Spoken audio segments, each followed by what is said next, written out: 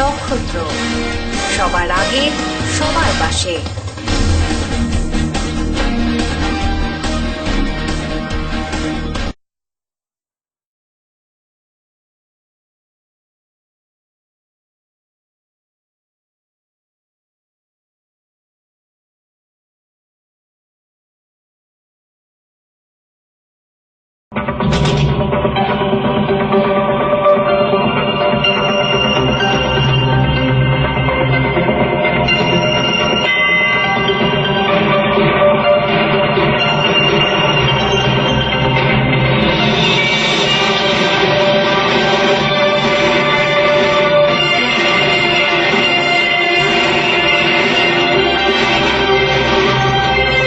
নমস্কার, নক্ষত্র নিউজে আপনাদের সকলকে স্বাগত। আপনাদের মুখোমুখি আমি সৌমিক, আসছি বিস্তারিত সংবাদ নিয়ে। শুক্রবার রাতে বিয়ে করে বাড়ি ফেরার পথে দুর্ঘটনার কবলে পড়ল নবদম্পতি সহ বিয়ের গাড়ির যাত্রীরা। ঘটনাটি ঘটেছে জলপাইগুড়িগামী 31 নম্বর জাতীয় সড়কে। গাড়িতে থাকা নবদম্পতি ও বাকি যাত্রীদের উদ্ধার করে জলপাইগুড়ি সদর হাসপাতালে পাঠানো হয়েছে। জানা যায়, গাড়িটি মাথাভাঙ্গা থেকে শিলিগুড়ির দিকে যাচ্ছিল। ময়নাগুড়ি উল্লাডাবড়ির কাছে জাতীয় সড়কে একটি ট্রাকের সাথে সংঘর্ষ হলে গাড়িতে থাকা নবদম্পতি সহ বাকি যাত্রীরা গুরুতর আহত হয়। স্থানীয়রা দুর্ঘটনাগ্রস্ত বিয়ের গাড়িটির যাত্রীদের উদ্ধার করে জলপাইগুড়ি সদর হাসপাতালে পাঠায় এবং পুলিশে খবর দেয়। এই ঘটনায় জাতীয় সড়কের গাড়ির লম্বা লাইন পড়ে যায়। ময়নাগুড়ি থানার পুলিশ ঘটনাস্থলে পৌঁছলে যান চলাচল স্বাভাবিক হয়। দুর্ঘটনাগ্রস্ত বিয়ের গাড়িটি জলপাইগুড়ি পাতকাটা এলাকা থেকে মাথাভাঙ্গাতে বিয়েতে গিয়েছিল বলে জানা যায়। ফেরার পথে এই দুর্ঘটনা। গাড়িতে থাকা নববধূ সুপর্ণা সরকার, বর তাপস সরকার ও গাড়িতে থাকা অপর যাত্রীদের পরিচয় জানা যায়নি। এরা সকলেই পাতকাটা কলোনির বলে জানা গেছে। ময়নাগুড়ি থানার পুলিশ ক্ষতিগ্রস্ত গাড়িটিকে উদ্ধার করে নিয়ে আসে, কিন্তু ঘাতক লরিটি পালিয়ে যায়। এখান থেকে যাওয়ার সময় একটা জাইলো গাড়ি, বিয়ে বাড়ি গাড়ি ওই দিক থেকে আসছিল আর শিলিগুড়ির দিকে সম্ভবত যাচ্ছিল। যার সময় মুখোমুখি লাগে গাড়িটা, জাইলো গাড়ি। জাইলো গাড়ির মধ্যে বর বউ ছিল, সবাই আহত হয়েছে, হসপিটালে পাঠানো হয়েছে। ময়নাগুড়ি ট্রেন সার্ভিস থেকে আসছে, সবাইকে উদ্ধার করে জলপাইগুড়ি পাঠানো হয়েছে। শুক্রবার রাতে ময়নাগুড়ি ইন্দিরা মোড়ে জলপাইগুড়ি ধূপগুড়ি জাতীয় সড়কের ওপর দুটি 10 চাকার গাড়ি দুর্ঘটনার কবলে পড়ল।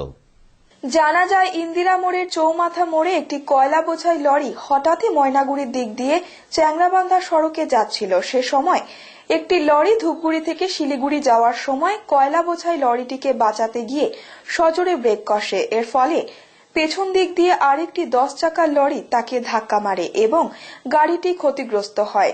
যদিও ঘটনায় কেউ হতাহত হয়নি। ঘটনার খবর পেয়ে ময়নাগুড়ি দমকল এবং ময়নাগুড়ি থানার পুলিশ ঘটনাস্থলে পৌঁছায়। দুর্ঘটনার ফলে প্রথমে রাস্তার ওপরে গাড়ি দাঁড়িয়ে পড়ে। এরপর একটি ক্রেনের সাহায্যে গাড়ি দুটিকে তোলা হয় এবং যানবাহন স্বাভাবিক হয়। এমন ঘটনায় এলাকায় চাঞ্চল্য ছড়ায়। 2 মাসের মধ্যেই আবার জলপাইগুড়ি শহরের প্রকাশ্য রাস্তায় সদ্যজাত মৃত শিশু ও শিশুর ভ্রূণ উদ্ধারের ঘটনায় চাঞ্চল্যের সৃষ্টি হয়। এর আগেও 2014 ডিসেম্বরে 2-1 দিনের ব্যবধানে 2টি সদ্যজাত শিশুর মৃতদেহ উদ্ধার হয়েছে। তারপরই আবার শুক্রবারের এই ঘটনা। শুক্রবারের এই ঘটনায় জলপাইগুড়িবাসী জেলা প্রশাসনের হস্তক্ষেপের দাবি করেছেন। 2014 ডিসেম্বর মাসে জলপাইগুড়ি শহরে প্রকাশ্য রাস্তা থেকে সদ্যজাত শিশুর মৃতদেহ উদ্ধার হওয়ার ঘটনা ঘটেছিল। ওই ঘটনার পরে শহরের নার্সিংহোমগুলির দিকে একাধিক আঙ্গুল তোলা হয়েছিল। এরপর শহরের সমাজপাড়া এলাকায় 2-1 দিনের ব্যবধানে 2টি সদ্যজাত শিশুর মৃতদেহ উদ্ধার হয়। তার মধ্যে একটি কন্যা সন্তান ছিল। শুক্রবার নতুন করে শহরের সমাজপাড়া এবং টেম্পল স্ট্রিট এলাকা থেকে সদ্যজাত শিশুর মৃতদেহ এবং মৃত ভ্রূণ উদ্ধারের ঘটনার পরে শহরের নার্সিংহোমগুলির দিকে ফের আঙ্গুল তোলা হয়েছে। এবার আঙ্গুল তোলা হলো খোদ জেলার শিশু রক্ষা দপ্তর থেকে। দপ্তরের বক্তব্য, গত কয়েক মাস থেকে শহরের একাধিক জায়গা থেকে সদ্যজাত শিশুর মৃতদেহ উদ্ধারের অভিযোগ পাওয়া যাচ্ছে। যে এলাকা থেকে সদ্যজাত শিশুগুলির মৃতদেহ মিলছে তার কাছে পিঠে রয়েছে নার্সিংহোম। 1-2 দিনের মধ্যে জেলা প্রশাসনকে জানিয়ে নার্সিংহোমগুলি থেকে সদ্যজাত শিশুর মৃতদেহ ফেলা হয়েছে কিনা সেই বিষয়ে তদন্ত শুরু করবে জেলা শিশু রক্ষা দপ্তর বলে জানা গেছে। এখানে হচ্ছে একটা নবজাত শিশু বাচ্চা, হ্যাঁ, খুবই ছোট, ওই কেড়ে বানাচ্ছে, কুত্তার টেনে নিয়ে আসে, পা কেনেছে, ওটা কমপ্লেন দিচ্ছে, ওটা আমরা নিয়ে গিয়ে ওটা পোস্টমর্টম করাবো, যেটা আইন হবে সেটা আমরা করবো।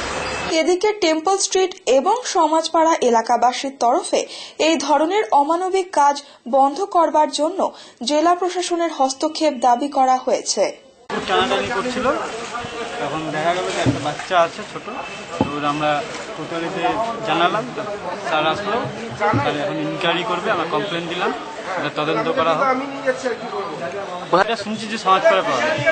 এই নিয়ে দুটা একদিনে একদিন কোথায় কোথায়?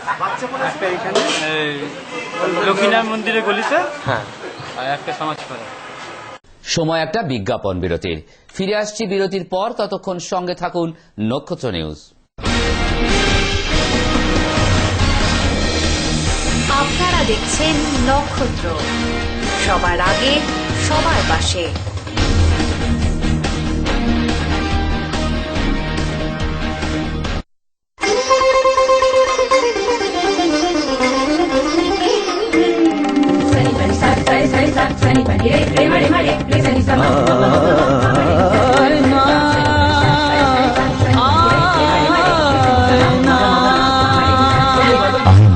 সাদা মনের সাদা কথা।